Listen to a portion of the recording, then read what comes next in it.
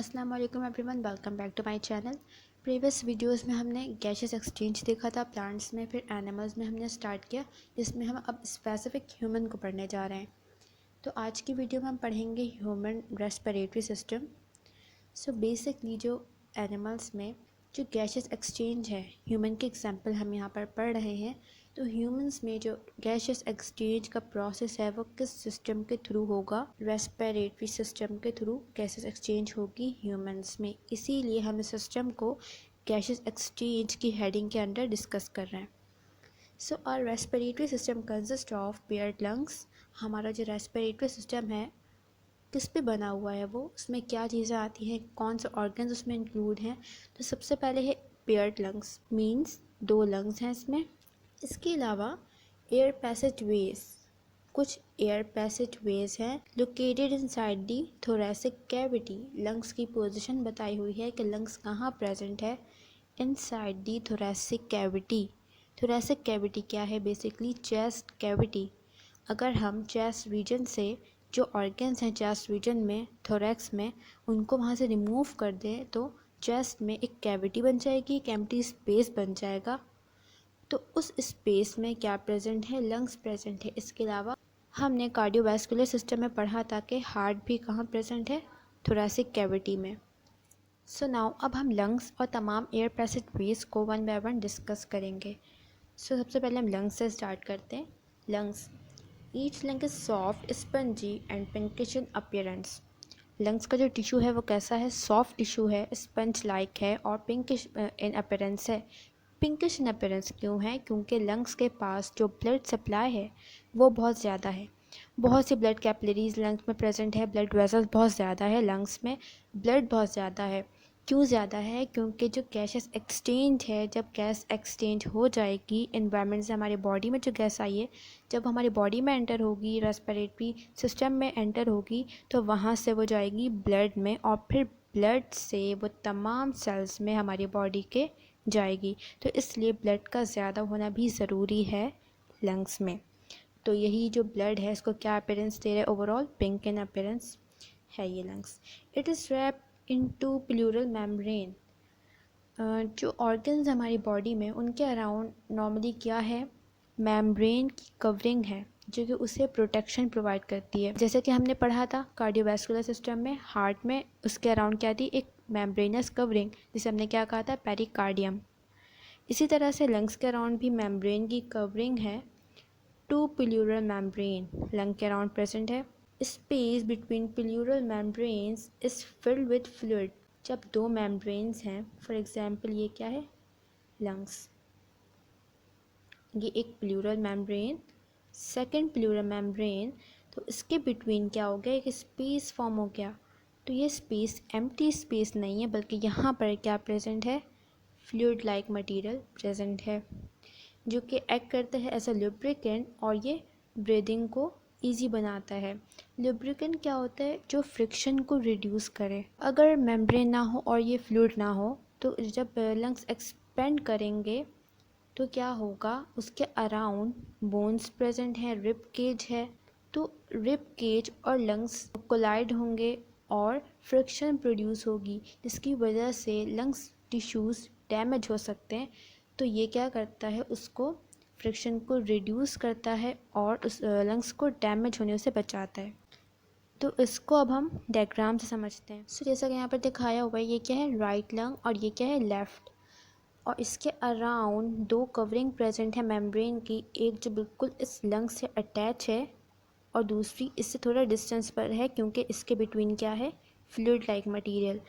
तो ये जो विजुअल प्लूरा है और जो पैरेटल प्लूरा है, यही क्या है? 2 मेम्ब्रेन्स की कवरिंग, और इनके बिटवीन जो स्पेस है वो क्या है? इंट्रा प्लूरल स्पेस, या फिर हम इसको सिंपली क्या कह सकते हैं? Pleural cavity. और ये क्या है? थोरैसिक वॉल, जो हमने पढ़ा था ना, थोरैसिक कैविटी, उसकी वॉल है ये। तो ये दिखाना था कि 2 मेम्ब्रेन की कवरिंग किस तरह से है और किस तरह से उसके बिटवीन स्पेस है, और उस स्पेस में फिर फ्लूइड लाइक मटेरियल प्रेजेंट है। So now lungs are enclose in a bony cage made up of flat sternum. इन्होंने यहाँ पे बेसिकली जो रिब केज है उसके बारे में बताया हुआ है कि लंग्स इनक्लोज्ड है रिब केज में। जो रिब केज है वो किससे बना हुआ है? स्टर्नम एक बोन है स्टर्नम, 12 पेयर्स ऑफ रिब्स। इसके अलावा वर्टिब्रल कॉलम, ये तीनों चीज़ें मिलकर क्या बना रही हैं, rib cage. Ribs are attach with intercostal muscles. इसके अलावा रिब्स में क्या प्रेजेंट है, इंटरकॉस्टल मसल्स। इसको भी हम डायग्राम से देखेंगे। In the lower part of thorax, thorax का जो लोअर पार्ट है वहाँ पर क्या प्रेजेंट है, डायफ्राम। डायफ्राम क्या होता है, बेसिकली मसल है। मसल्स की एक शीट है, थिन शीट, जो कहाँ प्रेजेंट है, lower part of the thorax में। ये क्या करती है, थोरैसिक कैविटी को हमारे एब्डोमिनल कैविटी से सेपरेट करती है। एब्डोमिनल कैविटी और थोरैसिक कैविटी के बिटवीन क्या प्रेजेंट है, डायफ्राम, विच सेपरेट एब्डोमिनल कैविटी। वही बात है। Each lung is made up of millions of alveoli. Lungs किससे मिलकर बने हैं, मिलियंस ऑफ एल्विलाई। एल्विलाई क्या है, स्ट्रक्चरल और फंक्शनल यूनिट है लंग्स का। स्ट्रक्चरल यूनिट का मतलब क्या है, लंग्स किससे मिलकर बना हुआ है, एल्विलाई से। मतलब इसका जो स्ट्रक्चरल यूनिट है वो क्या है, एल्विलाई। और फंक्शनल यूनिट भी क्या है, एल्विलाई। क्योंकि जो गैसेस एक्सचेंज है ना वो बेसिकली कहाँ पर होगी, लंग्स में, एल्विलाई में। तो इसको अब हम डायग्राम समझते हैं। सो ये डायग्राम किसकी, बेसिकली रिब केज की। रिब केज किससे मिलकर बना है, हमने पढ़ा, स्टर्नम से, रिब से और वर्टिब्रल कॉलम से। तो ये जो ग्रीन कलर की बोन है, फ्लैट बोन है, फ्रंट पर प्रेजेंट है, वो क्या है, स्टर्नम। ये जो ग्रीन कलर में है ये कौन सी बोन है, स्टर्नम। इसके अलावा जो ये ब्लू कलर की बोन्स हैं ये क्या हैं, रिब्स। कितने रिब्स हैं टोटल, 12 पेयर्स ऑफ रिब्स। इसके अलावा जो बैक पर दिख रहा है वर्टिब्रल कॉलम है ये। तो ये जो रिब्स हैं ये फ्रंट पर किससे अटैच है, स्टर्नम से, और ये बैक पर किससे अटैच है, वर्टिब्रल कॉलम से। सो ये डायग्राम है इंटरकॉस्टल मसल्स की, जो इन्होंने बताया था कि इंटरकॉस्टल मसल्स कहाँ प्रेजेंट है, बिटवीन रिब्स। तो यहाँ पर डायग्राम में क्लियरली नज़र आ रहा है कि ये जो इंटरकॉस्टल मसल्स हैं ये दो रिब्स के बिटवीन प्रेजेंट हैं। ये जो रेड कलर के हैं ये क्या है, इंटरकॉस्टल मसल्स, जो कि कहाँ प्रेजेंट है, between two ribs. So each alveolus is the respiratory surface. Respiratory surface basically क्या है, एल्विलाई। मतलब एल्विलाई में से ही गैसेस एक्सचेंज होगी, गैस मॉलिक्यूल्स की मूवमेंट एल्विलाई में होगी। It is a pouch like microscopic structure made up of only one layer of cells. हमने प्रॉपर्टीज़ पढ़ी थी कुछ रेस्पिरेटरी सरफेस की, जिसमें जो रेस्पिरेटरी सरफेस थी वो कैसी होनी चाहिए, थिन। तो यहाँ पर जो एल्विलाई है वो कैसा है, सिर्फ एक सेल के लेयर से बना हुआ है। इसके अलावा it is enclosed by dense capillary network. इसके अराउंड क्या प्रेजेंट है, डेंस नेटवर्क प्रेजेंट है कैपिलरीज का, ब्लड कैपिलरीज का। इसके बाद in each alveolus exchange of gases takes place. हर एक एल्विलाई में क्या हो रही है, गैसेस एक्सचेंज हो रही है बिटवीन एयर एंड ब्लड। इसके बिटवीन होगी एयर और ब्लड। लंग्स में क्या प्रेजेंट है, एल्विलाई। गैसेस हमारे रेस्पिरेटरी सिस्टम में एंटर हुई, वहाँ से कहाँ जा रही है, एल्विलाई में, लंग्स में बेसिकली। अब लंग्स में क्योंकि ब्लड वेसल्स बहुत ज़्यादा हैं, ब्लड है वहाँ पर, तो जो गैस है, गैस मॉलिक्यूल्स हैं वो एल्विलाई से कहाँ पर एंटर होंगे, हमारे ब्लड में। जो ऑक्सीजन आई है एल्विलाई में वो कहाँ डिफ्यूज़ हो जाएगी, हमारे ब्लड में। और जो ब्लड हमारी पूरी बॉडी से कार्बन डाइऑक्साइड कलेक्ट करके ला रहा है, तो वो कार्बन डाइऑक्साइड कहाँ पर चली जाएगी, दोबारा से एल्वियस में। और फिर दोबारा से वो हमारे एनवायरनमेंट का पार्ट बन जाएगी जब हम एक्सहेल करेंगे। तो बेसिकली ये सारा मैकेनिज़्म है गैसेस एक्सचेंज का। The air passage ways consist of nostril, trachea. यहाँ पर इन्होंने जो पूरा एयर पैसेज वे बताया हुआ है कि जो एयर है उसको कहाँ से पास होना होगा तब जाकर वो लंग्स में पहुँचेगी। So now air passage ways consist of nostrils, trachea, bronchi and bronchioles. ये तमाम वो रास्ते हैं जहाँ से एयर ने पास होना है और फाइनली कहाँ जाना है, एल्विलाई में। Air from outside enter into the nasal sac through the external nostrils. Air जो हमारे एनवायरनमेंट में है, आउटसाइड है, कहाँ एंटर होगी, हमारे नेज़ल कैविटी में।